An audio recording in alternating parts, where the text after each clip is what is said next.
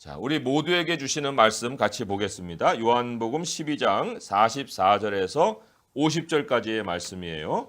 네, 함께 읽어봅니다. 시작. 예수께서 외쳐 이르시되 나를 믿는 자는 나를 믿는 것이 아니요 나를 보내신 이를 믿는 것이며 나를 보는 자는 나를 보내신 이를 보는 것이니라. 나는 빛으로 세상에 왔나니 무릇 나를 믿는 자로 어둠에 거하지 않게 하려 함이로다.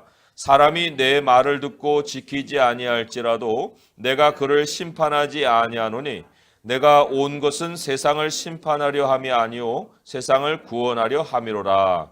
나를 저버리고 내 말을 받지 아니하는 자를 심판할 이가 있으니 곧 내가 한 그 말이 마지막 날에 그를 심판하리라. 내가 내 자의로 말한 것이 아니요 나를 보내신 아버지께서 내가 말할 것과 이룰 것을 친히 명령하여 주셨으니 나는 그의 명령이 영생인 줄 아노라. 그러므로 내가 이르는 것은 내 아버지께서 내게 말씀하신 그대로니라 하시니라. 아멘. 성탄절은 예수님이 땅에서 생애를 시작한 것을 이제 기념하는 날이에요.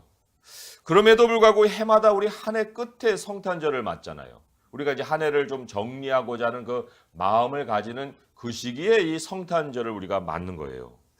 이러한 성탄절의 성격을 한번 생각을 해볼 때 예수님께서 사역의 마무리 단계에 있는데 그럼에도 불구하고 아주 처음에 우리에게 전해줬던 그런 말씀을 선포하신 그런 경우가 있을까? 그런 경우를 한번 찾아보니까 바로 오늘 이 본문의 말씀이라는 거예요. 왜 이 본문이냐 하면 이 본문이요 유대인들에게 공적으로 선포했던 마지막 메시지입니다. 이후로는 이제 굉장히 은밀하게 제자들에게만 말씀을 전하셨고 그리고는 이제 십자가의 현장으로 옮겨가시는 예수님을 만날 수가 있어요. 그런데 오늘 이게 마지막 유대인들에게 공적으로 선포한 메시지면서 복음의 그 시작에 해당되는 그 메시지를 우리에게 전달해 주고 있다는 거예요. 복음의 시작에 해당되는 것이 어떤 메시지냐? 예수님은 누구신가 하는 겁니다. 사실 이 성탄절에 가장 주목해야 될 것도 이 땅에 찾아오신 예수님이 누구신가? 그거 아니겠습니까? 오늘날 우리 그리스도인들 가운데서도 하나님은 믿는데 예수님은 누군지 잘 모르겠습니다. 이런 분들이 또 더러 있어요. 또 반대로는 극단의 어떤 주장으로는 이런 사람도 있죠. 아유, 하나님 얘기만 하고 예수님 얘기 안 하면요, 그 예수님 전하는 거 아니에요. 그런데 사실 따지고 보면 그거는 또 거꾸로 하나님을 또 모르고 하는 얘기예요. 그러니까 예수님을 모른다 하는 사람들도 있고 또 예수님을 전하지 않으면 하나님을 전하는 게 아닙니다라고 얘기하는 사람 보면 하나님을 또 모르는 사람이 있고 이런 두 종류의 사람들이 있는데 사실 예수님은요 너무도 간단하고 굉장히 쉽게 자신이 누구신지를 말씀해 주셨거든요. 근데 오히려 사람들이 굉장히 예수님을 복잡하게 만들어 가지고 알 수도 없는 분으로 자꾸 이 사람들에게 심어주는 거예요. 그래서 오늘 우리 말씀을 통해서 예수님이 누구시냐, 예수님 스스로가 자신을 소개하신 그 세 가지 모습을 좀 확인을 해보려고 합니다. 먼저는 44절, 45절의 말씀을 우리 함께 읽어보도록 하겠습니다. 시작. 예수께서 외쳐 이르시되 나를 믿는 자는 나를 믿는 것이 아니요 나를 보내신 이를 믿는 것이며 나를 보는 자는 나를 보내신 이를 보는 것이니라.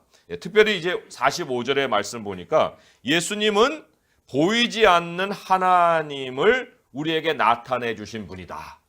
이렇게 자신을 소개해 주고 있습니다. 그게 바로 요한복음 1장 18절의 선포였잖아요. 요한복음 1장 18절의 말씀이 이렇게 기록이 되어 있습니다. 본래 하나님을 본 사람이 없으되 아버지 품속에 있는 독생하신 하나님이 나타내셨느니라.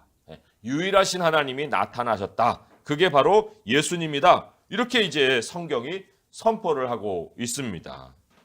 그런데 사실 하나님이 이때만 하나님을 나타내셨느냐? 그런 건 아니에요. 하나님의 근본 속성이 나타내시는 거예요. 나타내시는 하나님.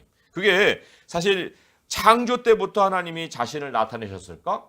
이렇게도 우리가 생각을 해볼 수 있어요. 왜냐하면 우리가 이제 창세기에서부터 하나님을 만나잖아요. 그런데 그 창세기 이후로 많은 기록된 성경 말씀 속에서 우리가 다 또 들여다보게 되면 하나님은 창세 때 이후로만 자신을 나타내신 분이 아니라는 걸 알 수 있습니다. 요한복음 1장 1절에 그 증거가 아예 또 나와요. 요한복음 1장 1절을 보게 되면 태초에 말씀이 계시니라 이 말씀이 하나님과 함께 계셨으니 이 말씀은 곧 하나님이시니라. 이거는요 만물을 짓기 이전에 이 하나님이 자신의 모습을 소개하신 거예요. 그런데 하나님 홀로 계신 게 아니고 말씀이 하나님과 함께 계셨다. 이렇게 얘기를 하고 있습니다. 이 말씀이라는 것이 바로 하나님의 자기 표현이에요. 하나님이 자기를 나타내심을 성경은 말씀이라는 한 단어로 이렇게 요약을 해준 거거든요. 그런데 그 말씀이 하나님과 함께 계셨다. 그리고 그 말씀이 하나님이시다. 그러니까 하나님이 나타내신다는 게 하나님 자체라는 거예요. 하나님의 속성이 바로 나타내심이다. 근데 하나님이 어느 정도까지 나타내셨느냐 하는 그것이 바로 요한복음의 복음의 선포예요. 1장 14절에 보게 되면 말씀이 육신이 되어 우리 가운데 거하셨다. 그 말씀이 하나님이 자신을 어느 정도까지 나타내셨느냐? 영원히 우리의 모습으로 자신을 나타내셨다. 이렇게 선포를 하십니다. 그러니까 보이지 않는 하나님은 영원히 보이지 않는 하나님으로 계셔요. 그게 성부 하나님이잖아요. 그런데 나타내신 하나님은 또한 영원히 나타내신 그 모습으로 남아 계십니다. 그게 또한 성자 예수님이에요. 우리가 하나님 나라에 가게 되면요, 그 예수님을 만납니다. 예수님을 얼굴과 얼굴로 만나는 거예요. 근데 더 놀라운 사실이 있어요. 굉장히 놀라운 사실입니다. 이 지금은 성자 하나님도 하늘에 계시기 때문에 우리가 얼굴과 얼굴로 보는 그날에 이르기까지는 육안으로는 예수님을 못 봐요. 그런데 보이지 않는 하나님을 세상에 보여주는 역할을 우리에게 맡기고 떠나셨다는 거예요. 마태복음 한번 찾아보세요. 마태복음 10장 40절의 말씀, 마태복음 10장 40절의 말씀이에요. 신약성경 16페이지에 있죠. 마태복음 10장 40절 말씀 함께 읽어보겠습니다. 시작. 너희를 영접하는 자는 나를 영접하는 것이요 나를 영접하는 자는 나를 보내신 이를 영접하는 것이니라. 예. 보이지 않는 하나님을 보이는 하나님으로 나타내신 분이 예수님인데 예수님이 이제 가버리시고 우리에게 예수님을 대신하는 역할을 맡기셨어요. 그래서 우리를 만나는 사람은 바로 예수 그리스도를 만나는 그러한 경험을 하게 해주셨다는 거예요. 이게 어떻게 가능했을까? 다른 성경 한 구절을 제가 찾아서 읽어보면 요한일서 4장 13절인데 그의 성령을 우리에게 주심으로 우리가 그 안에 거하고 그가 우리 안에 거하시는 줄을 아느니라. 우리로 성령의 사람을 만들으셔서 사람들이 우리를 어떻게 대하느냐에 따라서 그들이 하나님을 대하게 만들어 놓으셨다. 이게 복음의 놀라운 선포입니다. 그래서도 성경은 또 이렇게 선포하잖아요. 요한일서 4장 20절인데 누구든지 하나님을 사랑한다 하고 그 형제를 미워하면 이는 거짓말하는 자니 보는 바 그 형제를 사랑하지 아니하는 자는 보지 못하는 바 하나님을 사랑할 수 없느니라. 우리가 다 하나님의 형상으로 지금 서로를 대할 때 하나님을 대하는 듯 대하고 있다. 성경은 이렇게 선포를 해요. 그래서 첫 번째로 예수님은 누구신가 이거를 다시 한번 정리해 보면 보이지 않는 하나님을 우리의 모습으로 보여주신 분이시다. 그리고 지금은 그 육신의 예수님의 역할을 우리가 하고 있다. 이게 이제 성경의 선포예요. 자, 두 번째로 예수님이 누구신가라고 물을 때 오늘 본문으로 돌아와서 이제 46절의 말씀 같이 한번 읽어보겠습니다. 시작. 나는 빛으로 세상에 왔나니 무릇 나를 믿는 자로 어둠에 거하지 않게 하려 함이로라. 네, 빛이다. 예수님이 빛으로 나는 왔다. 이런 말씀을 하세요. 빛과 어둠. 이제 어둠을 또 비교하지 않습니까? 이게 굉장히 요한복음서의 핵심의 메시지예요. 빛과 어둠이라는 거. 예수님이 빛이라는 게 무슨 뜻일까? 예수님이 사실 나타내신 하나님이라는 거, 그건 이제 예수님의 정체성을 얘기하는 거라면 그 예수님이 빛이라는 거는 예수님이 왜 나타나셨지? 라고 할 때 그 나타나신 목적을 얘기하는 것이 바로 나는 빛이다. 이런 선포예요. 자, 그럴 때 우리 예수님이 조금 앞에서 얘기하신 것을 좀 찾아가 볼 필요가 있어요. 12장 같은 장인데 35절, 36절의 말씀이거든요. 함께 읽어봅니다. 시작. 예수께서 이르시되 아직 잠시 동안 빛이 너희 중에 있으니 빛이 있을 동안에 다녀 어둠에 붙잡히지 않게 하라. 어둠에 다니는 자는 그 가는 곳을 알지 못하느니라.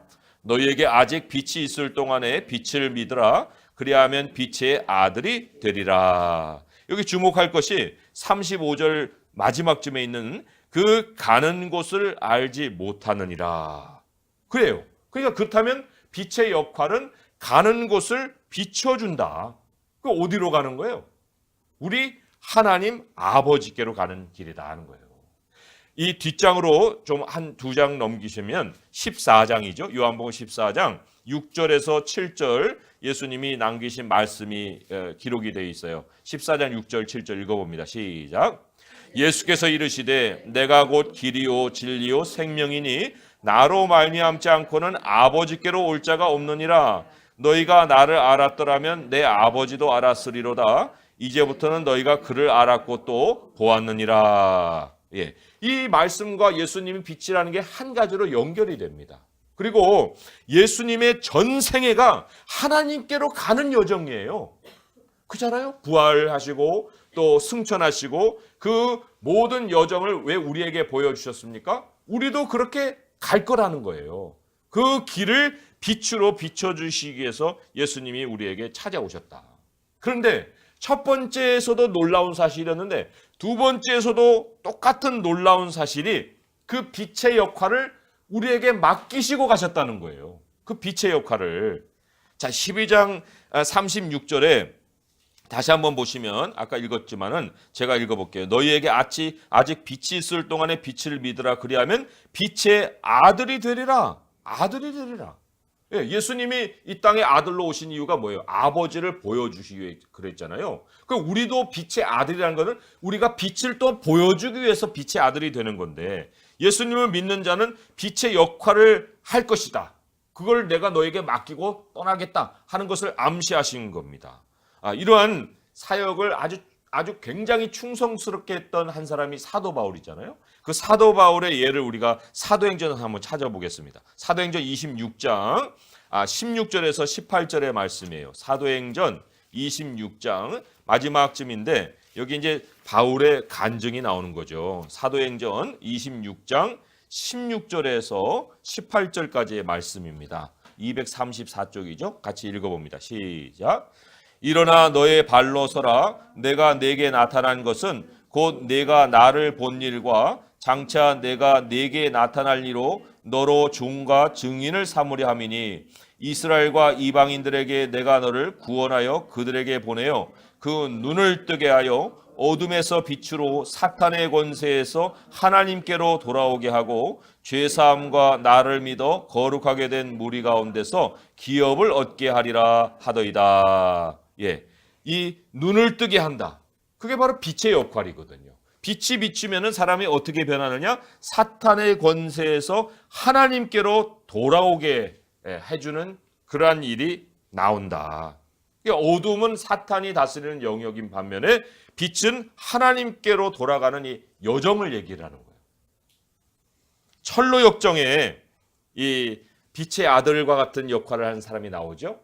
그 사람이 장망성을 떠납니다. 장망성이라는 것은 이제 장차 망할 성이다. 그래서 장망성이에요. 그 장망성을 떠납니다. 그리고는 하나님께로 가는 이제 인생의 여정을 철로 역정이 이제 보여주고 있지 않습니까? 그런데 그 이미 이 사탄의 영역을 떠난 이 사람들은요, 이 세상에 사실 속한 사람이 아닌 거예요. 세상에 살지만 세상과는 다른 길을 걸어가는 인생이 되는 거예요.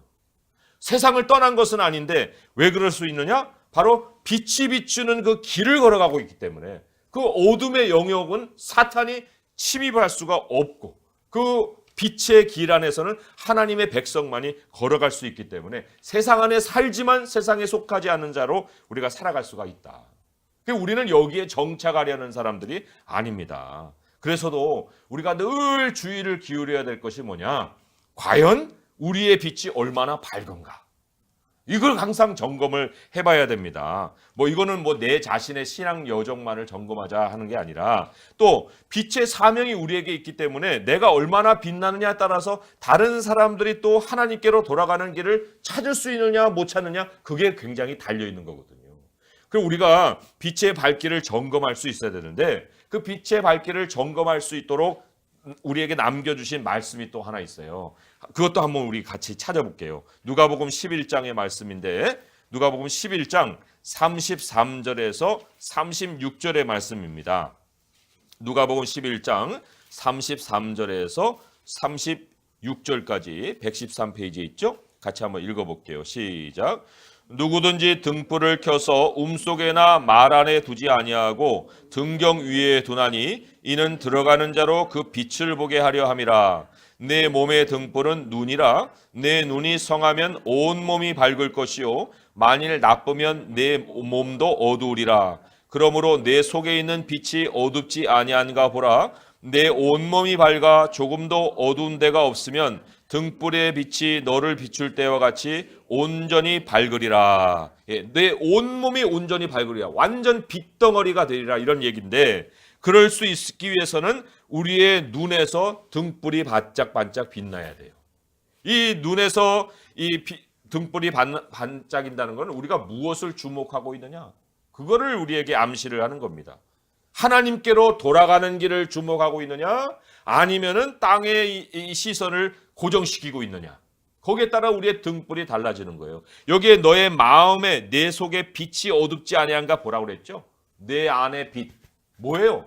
우리 안에 하나님이 시온의 대로를 뒀다고 그랬어요. 시온으로 향하는 큰 길을 두셨거든요.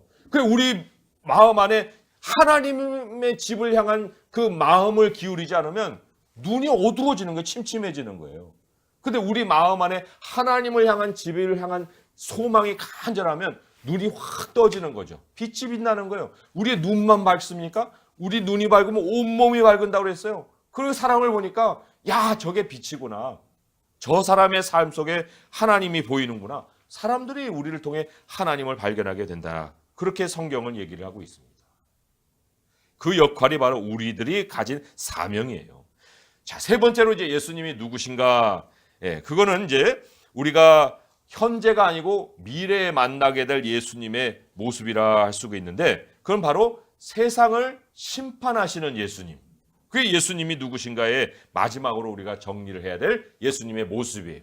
뭐 세상은 예수님은 성인입니다. 뭐 이렇게 얘기하죠. 그리스도인들도 뭐 어쩌면 예수님을 굉장히 사랑스러운 친구 정도로 여기기가 쉬운데 그런데 예수님이 요한계시록에 등장할 때 어린 양으로 등장하시지만 어린 양이 굉장히 무시무시한 모습으로 등장해요. 제가 두 구절만 읽어드리면 요한계시록 14장 9절 10절인데 우상에게 경배하고 이마에나 손에 표를 받으면 그도 하나님의 진노의 포도주를 마시리니 어린 양 앞에서 불과 유황으로 고난을 받으리라.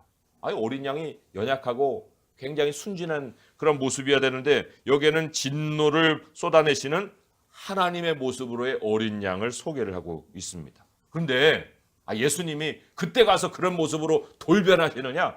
그게 아닙니다. 예수님이 우리에게 구원자로 찾아오셨지만은 사실 심판은 예수님이 오심으로부터 해서 진행형에 있습니다. 그 어떻게 그런 진행형이 있는가? 48절의 말씀, 오늘 말씀으로 돌아와서 48절의 말씀을 같이 한번 읽어볼게요. 시작. 나를 저버리고 내 말을 받지 아니하는 자를 심판할 리가 있으니 곧 내가 한 그 말이 마지막 날에 그를 심판하리라. 예수님이 처음부터 하신 사역이 가르치고 전하는 사역이었어요. 말씀을 자꾸만 남기시는 사역이었다는 거예요. 그런데 그 말씀이 훗날에 심판자가 되어서 사람들을 심판할 것이다. 그 예수님이 남기신 말씀은 하나님이 명령하신 말씀이라고 그랬어요. 그래서 예수님이 뭐 해도 되고 안 해도 되는 그런 말이 아니라 반드시 하셔야 되는 그 말씀이었는데 그 말씀으로 주신 모든 말씀이 무엇이라고 하나로 요약이 됩니까? 50절에 보니까 영생. 예수님에게 명령해서 전하라 하신 모든 말씀을 주님은 영생이라는 하나의 단어로 다 요약을 했어요. 그러면 예수님의 말씀 밖의 현실은 뭐예요? 예수님의 밖의 현실은 영생이 아니라 영원한 진노고 죽음이에요. 하나님의 길, 하나님께로 향하는 길, 영역 밖의 이 모든 것이 어둠이듯이 예수님 말씀이 우리에게 전해짐으로 말미암아서 세상은 빛과 어두움, 영생과 진노의 영역으로 확연하게 구분이 된다는 겁니다. 예수님이 주신 말씀은 단순한 글씨가 아니에요. 우리 그리스도인들도 정말 철저히 내 자신의 삶을 돌아봐야 될 것이, 말씀 안에서 말씀대로 살면은 거기에 생명을 얻고, 말씀을 벗어난 곳에서 살면은 고통을 당한다. 이 심판의 미래 현실을 지금도 우리는 조금씩 맛볼 수가 있다는 거예요. 그런데 세상은 아직 하나님의 말씀 안에 들어오지 않은 세상은 이미 진노의 현실을 맛보고 살아가고 있는 것이다. 세상이 예수님의 존재를 매우 참 우습게 여기게 합니다. 4대 성인 중에 한 사람이니 역사의 인물인지 모르겠다느니 이런 식으로 얘기를 하는데, 정말 사람들이 가장 무서워하고 두려워해야 될 존재가 누구냐? 그 예수 그리스도예요. 이 두려움이 그리스도인들에게는 감사의 두려움이죠. 그러니까 그러면 그럴수록 더 겸손한 태도로 우리가 예수님을 모시고 살아가야 되는 거예요. 오늘 말씀을 마무리하면서 우리 성탄절 말씀에 예수님이 마지막으로 공적으로 선포했던 이 말씀 안에서 예수님이 누구신지, 예수님의 탄생에만 우리가 집중할 것이 아니라 정말 다시 한번 예수님이 누구신지를 다시 확인하고, 동시에 우리의 사명이 무엇인지도 확인할 수가 있어야 됩니다. 우리 예수님을 보면은 하나님을 보는 것처럼 예수님은 하나님을 보이신 분인데, 이제는 우리가 그 하나님을 보이는 자들이 됐다는 거, 이거 우리가 철저히 알아야 되고, 또 예수님은 하나님께로 가는 길을 보여주셨는데 이제는 우리가 하나님께로 돌아가는 그 길을 비추는 빛이 됐다는 거. 그리고 마지막으로는 예수님의 말씀이 영생과 진노를 갈라놓으셨는데, 바로 이제는 우리가 전하는 그 복음의 말씀이 사람들에게 전해질 때 그 말씀을 어떻게 대하느냐에 따라서 자신들의 삶이 이미 심판이 정해진 삶이기도 하고 영생을 누리는 삶이기도 할 수가 있다. 그리고 마지막으로 한 가지 우리가 더 다짐해야 될 것은, 이러한 여러 가지 세 가지의 것을 생각할 때 우리들이 만나는 형제와 우리들이 만나는 자매가 얼마나 소중한 사람들인가. 그냥 사람 수준으로 다르고 끝날 분들이 아니다. 그걸 생각할 때 정말 이제 이후로 하나님 형제인 형제를 더, 자매를 더 사랑하고 아껴줄 수 있는 우리가 돼야 됩니다. 또 우리의 눈의 등불을 늘 아버지의 나라를 향해서 킬 수 있게 해야 되고, 또 두렵고 떨림으로 우리의 구원을 이루는 우리 성도님 될 수 있기를 우리 주님의 이름으로 축원드립니다. 기도하겠습니다. 하나님 아버지, 우리에게 찾아오신 실제가 되신 하나님, 우리가 주님을 볼 수 없다, 보여달라, 참으로 우리 하나님을 원망하는 말도 많이 하고, 또 우리들의 의심 속에서 하나님을 향해서 소리치기도 하지만, 우리 예수 그리스도는 이미 하나님을 보여주셨고, 또 우리를 위해서 앞서 가셨고 우리의 미래 현실까지도 다 알려주신 분이십니다.